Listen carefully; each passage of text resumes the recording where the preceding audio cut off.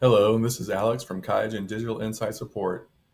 In this video, I'll overview the general CLC license administrative functions that can be performed using MyCLC. First off, if you need MyCLC access, please reach out to bioinformaticslicense@qiagen.com to request that an account be made for you. Once you get your credentials, navigate to the MyCLC webpage to log in.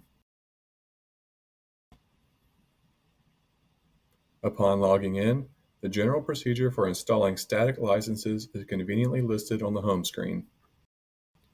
Use the Licenses tab to view the license details. Active licenses with an expired maintenance, and expired licenses are listed on this page. The maintenance and license expiration dates are listed in the right-hand columns.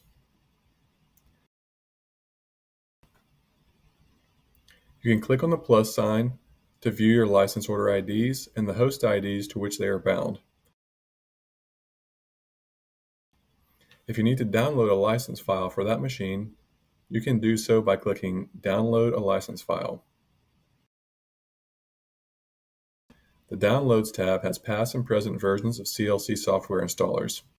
First, choose the version in the drop-down, and then click Download next to the operating system that matches your computer. The Account tab allows you to manage basic account settings like contact information and your MyCLC password. The Roles subsection is used to add a technical contact for your CLC products. The technical contact will get access to your license keys, downloads, and update notifications.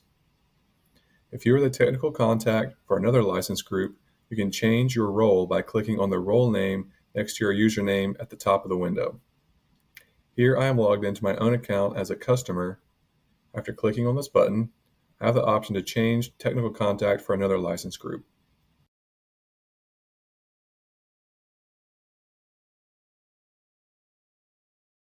I hope this introduction to MyCLC has been useful, and feel free to reach out to the support team following these contact details in case you have any licensing questions or if you need technical or scientific support.